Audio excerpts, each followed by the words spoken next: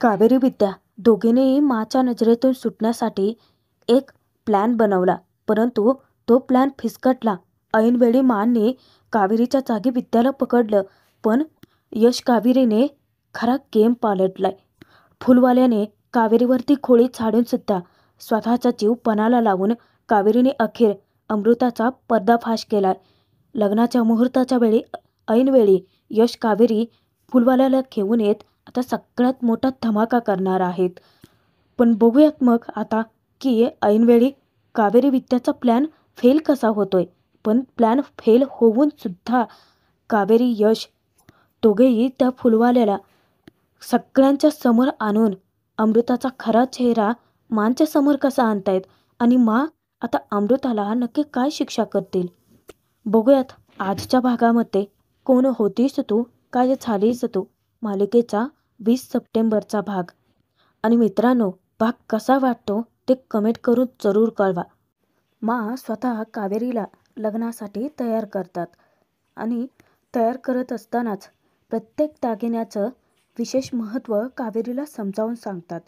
कावेरीच्या हातामध्ये बांगड्या घालताना त्यात बांगड्यांचं महत्त्व सांगतात की कावेरी या हिरव्या बांगड्या आणि तोडे म्हणजेच आई मुलीचं घट्ट नातं असतं. कानामध्ये कानातलं घालत त्याचंही महत्त्व सांगतात. कावेरी हे वेल म्हणजे मुलीच्या संसाराची वेल फुलावी यासाठी. आणि त्यानंतर मा स्वतः धर्माधिकारींचा परंपरागत दागिना सोन्याचा हार कावेरीच्या गळ्यात घालत त्याबद्दलची विशेष माहिती सांगतात. कावेरी माझ्या सासूबाईंना त्यांच्या सासूबाईंनी दिला होता आणि जेव्हा मी लग्न करून या घरात आले ना, तेव्हा लग्नात सासूबाईंनी स्वतः हार मला घातला होता आणि आज तोच हार मी तुला घालते, कारण माझा विश्वास आहे की तू हे घर असंच एकत्र जोडून ठेवशील, कायम या घराला बांधून ठेवशील. माचा प्रत्येक शब्द कावेरीच्या काळजावरती जणू घावच घालतो, कारण कावेरीला आधीच खूप अपराधी वाटत असतं की मांना अजूनही सत्यता माहिती नाही आहे. घरातल्या प्रत्येकाला एकमेकांशी जोडून ठेवशील, त्याच विश्वासाचं प्रतीक आहे हा हार आणि हाच विश्वास तू तुझ्या वागणुकीतून कमवलायस, असं सांगून मा चक्क कावेरीला कोणाची नजर लागू नये म्हणून काळा टीटही लावतात. अगदी जशी आई आपल्या लेकीवरती जीवापाड प्रेम करते, जीव ओवाळून टाकते, मा सुद्धा कावेरीवरती तसंच प्रेम करतात. ते पाहूनच कावेरीच्या डोळ्यामध्ये टचकन पाणी उभं राहतं.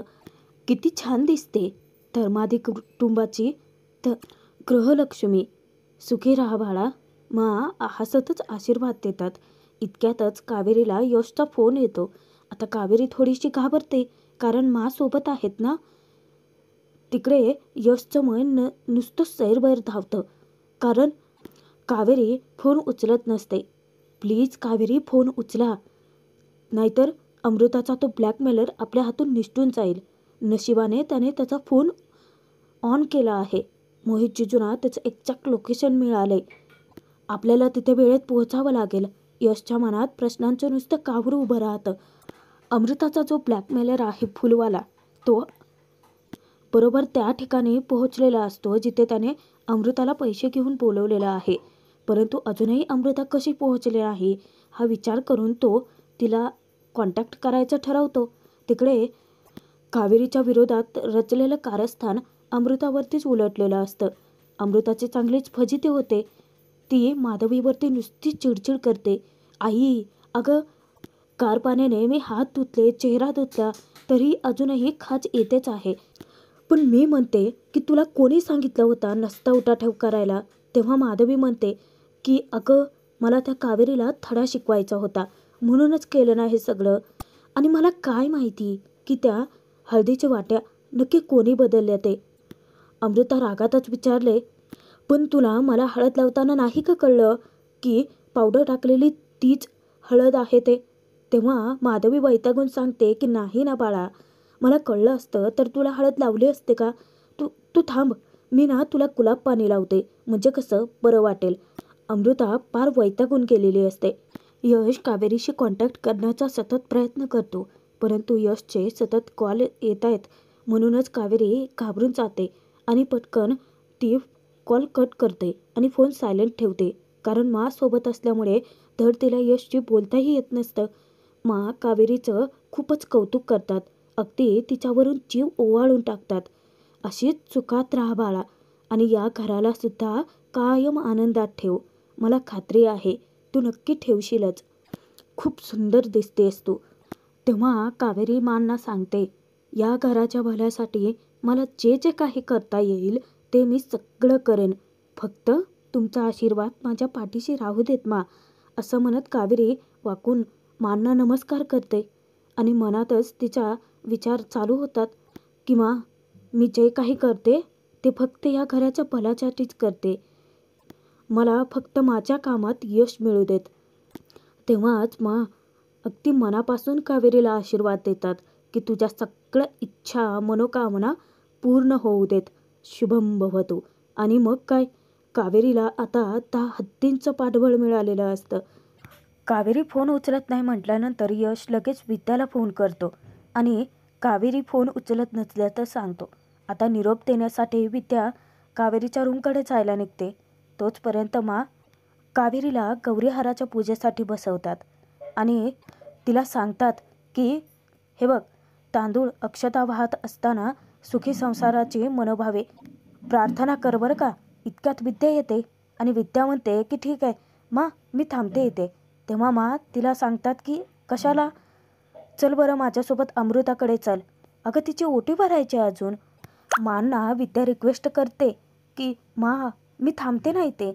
मा म्हणतात की काही नको, तू माझ्यासोबत चल. अगं जाऊबाईंची ओटी भरताना तू असायला हवे असता तिथे, आणि इथे बसलीस की कावेरीला बडबड करत राहशील. कावेरी, तू गुरुजींनी हाक मारली की बाहेर ये. असं निरोप देऊन मा विद्याला घेऊन तेथून निघून जातात. कावेरी अक्षता तर वाहत असते, परंतु मनावर दडपण आलेलं असतं. इकडे माधवी अमृताच्या अंगाला जी खाज सुटलेली असते त्याच्यावरती गुलाब पाणी लावते, जेणेकरून तिला थोडं बरं वाटेल. आणि त्याच वेळेस अमृता म्हणते की आई, मी एक काम करते, आधी तर जाऊन त्या फुलवाल्याचे पैसे देऊन टाकते. तेव्हा माधवी म्हणते की लवकर जा आणि उशीर लावू नकोसा, पटकन परत ये. परंतु मध्येच एक खूप मोठा अडथळा येतो. अमृता घराबाहेर पडणार तोच समोर विद्या, काकू, मा तिघीही असतात. त्यांना पाहता क्षणी अमृताच्या चेहऱ्याचा रंगच उडतो. अचानकच त्या तिथे आलेले असतात. तेव्हा अमृताचा सगळा प्लॅन फिसकटतो. अमृता विचारते की मावशी, तू इथे काही काम होतं का? ये ना आतमध्ये ये. आणि ती पटकन गुपचूप पैशांची जी पिशव्या आहे ती माधवीच्या हातात देते.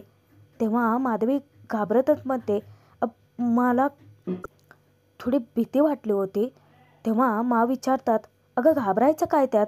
आणि अमृता, तू तर माझी होणारी सून आहे ना, मग आता काही काम असेल तरच यायचं का मी तुझ्याकडे? अगं तुझ्यासाठी दागिने घेऊन आले होते, ओटी भरायची आहे ना तुझी. अमृता थक्क होऊन विचारते की आत्ता? मा म्हणतात की हो, अगं परंपरा आमच्या घरची. तेव्हा मा विद्याला नारळाला हळदी कुंकू लावून घ्यायला सांगतात.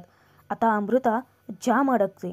तिकडे यश शेवटी एकटंच जायचं ठरवतो, कारण कावेरी तर फोन रिसीव करत नसते. जेव्हा यश घराच्या बाहेर पडतो तेव्हाच पाठीमागून कावेरीचा आवाज येतो अचानक, मी आली आहे. यशचं लक्ष मागे जातं. ज्या क्षणी तो मागे वळून पाहतो त्याला भुरळच पडते.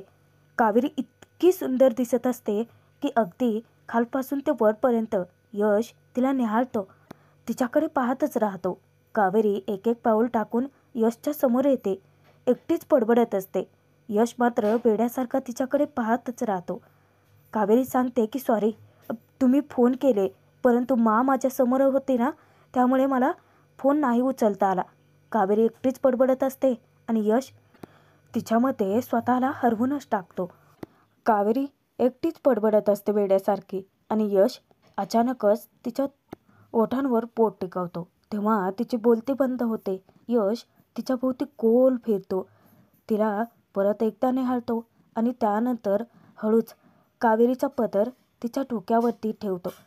कावेरीच्या समोर येऊन तो तिला विचारतो, इतकं सुंदर कसं दिसू शकतं कोणी? आज सगळ्या गोष्टींचा विसर पडून फक्त तुमच्याकडे बघत राहावंसं वाटतंय. आता कावेरीला कळून चुकतं की तिच्या सौंदर्याची फुरळ यशला पडले. त्याची विकेट चांगलीच केली आणि ती लाजून मान खाली घालते. थोडा वेळ या दोघांचीही नजरानजर होते आणि जेव्हा कावेरी भानावर येते तेव्हाच यशला ती वेळेची जाणीव करून देते. ती विचारते, आता उशीर होत नाही आहे का आपल्याला? तेव्हा यश हसतो आणि मागे सरकतो. जर का अमृताच्या विरोधात आपण नाही पुरावा आणला तर काय होईल माहिती आहे ना? तेव्हा यश तिला सांगतो, आपण पुरावा घेऊनच येणार आणि तोही वेळेवरती. चला. आणि यश कावेरीचा हात पकडून तिला घेऊन जातो. तिकडे माननी अमृताची ओटी भरलेली असते. अमृता इतकी अडकते, तिची कोंडी होते. मानचे ते आशीर्वाद घेते. त्याच वेळेस मा म्हणतात की बघ माधवी, अगं मी जे तांदूळ लावले आहेत ना अक्षता, त्या अमृताच्या कपाळी चिकटलेत. अमृता, तुला याचा अर्थ माहिती आहे का? तेव्हा ती सांगते की नाही. मा म्हणतात की याचा अर्थ तुझ्या सासूचं तुझ्यावरती खूप प्रेम आहे. आणि मा तिलासुद्धा काळा टीट लावून तिची दृष्ट काढतात. अमृतासुद्धा खूप सुंदर दिसते, पण अमृताची बेचैनी इतकी वाढते की ती सैरभैर होते. आता तिची ती चलबिचल पाहूनच मा तिला विचारतात, काय ग अमृता, काय झालं? तडपण कसलं आलंय तुला? चेहरा का असा झालाय? तेव्हा मुद्दामच विद्या विचारते, नव्या नात्यांचं, नव्या माणसांचं, नव्या जबाबदारीचं तुला तडपण आलंय का, की दुसरं काही कारण आहे? तेव्हा अमृता जास्तच घाबरून जाते. त्यावर मा म्हणतात की विद्या, अगं अजून कसलं टेन्शन असेल?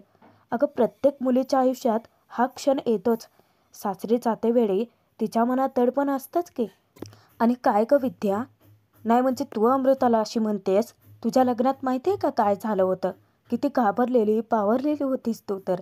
तेव्हा विद्यावहिनी हसत सांगते की हो ना मा, मला इतकं तडपण आलं होतं, इतकी भीती वाटत होती ना, पण त्यावेळी तुम्हीच येऊन मला समजावलं होतं.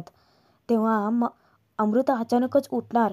मा तिला अडवतात, अमृता अगं कुठे जातेस? तेव्हा अमृता म्हणते की झाली ना ओटी भरून. मा सांगतात की अगं ओटी भरलीस, पण गौरीहाराच्या पूजेचं काय? तुला पूजेला बसावं लागेल. आणि लगेच विद्यावहिनी माच्या आदेशानुसारच पूजेची मांडणी करतात.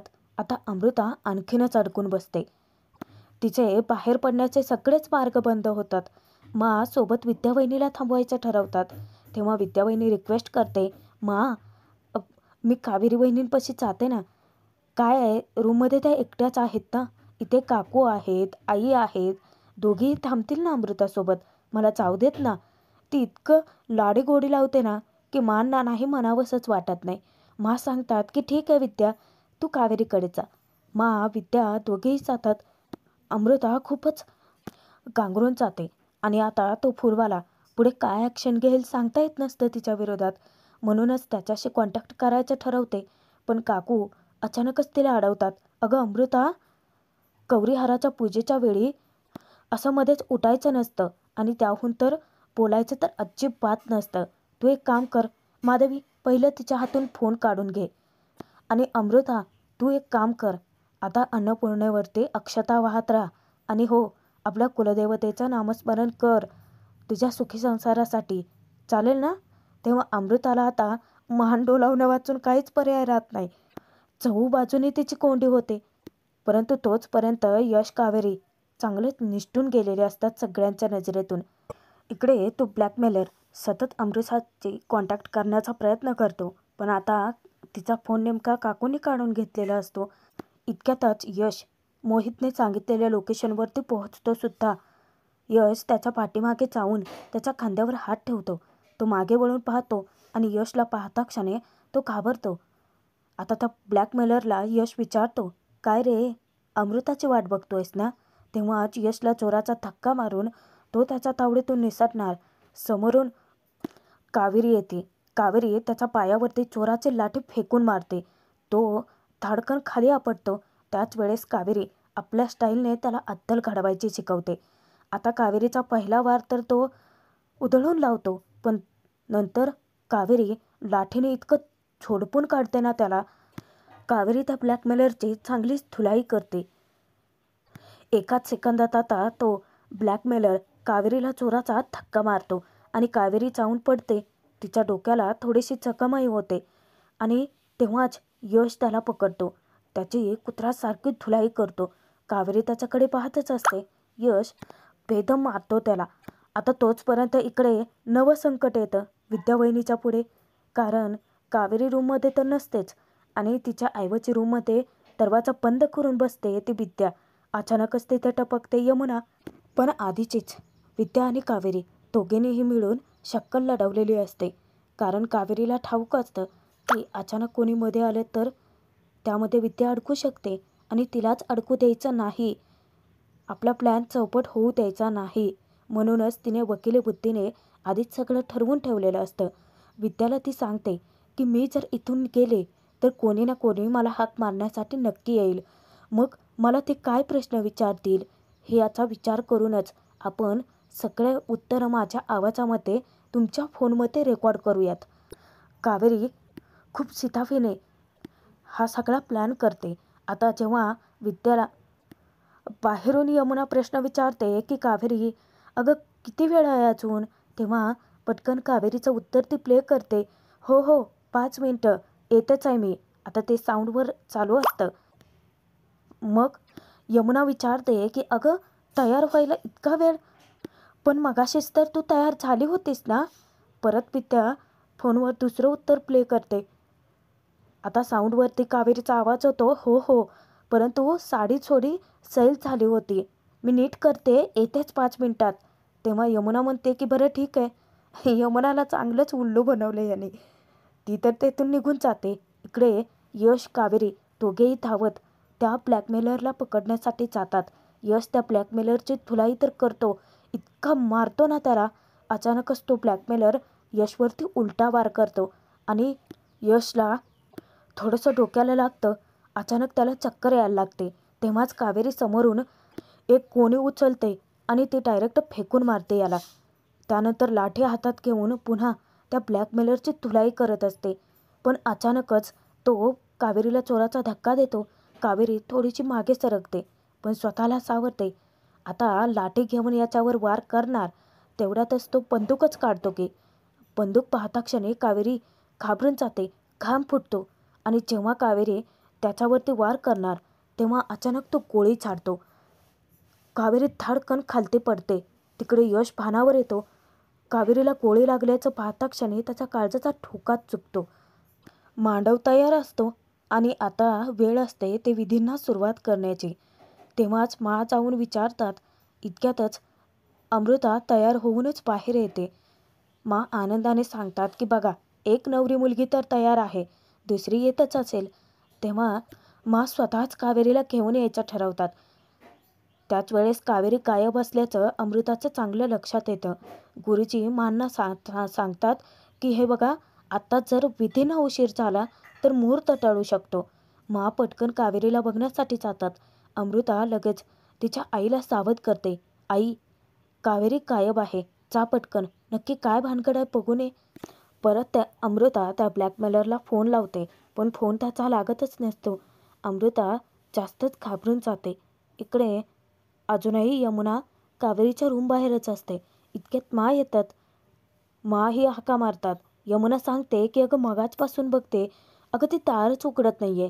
पण तिकडे कावेरी बेशुद्ध अवस्थेत असते. भाग इथेच संपतोय, पुढे बघूयात. मा रूमचा दरवाजा उघडून आतमध्ये जातात तेव्हा कावेरीसारखी साडी नेसूनच विद्या बसलेली असते. मा हाका मारतात. तिच्या खांद्यावरती हात ठेवतात तेव्हा विद्या नाईलाजाने मागे वळून पाहते. कावेरीच्या ऐवजी विद्याला पाहता क्षणी मांना धक्काच बसतो. आता यशला सुद्धा यमुना शोधते पण यश कुठेही सापडत नाही.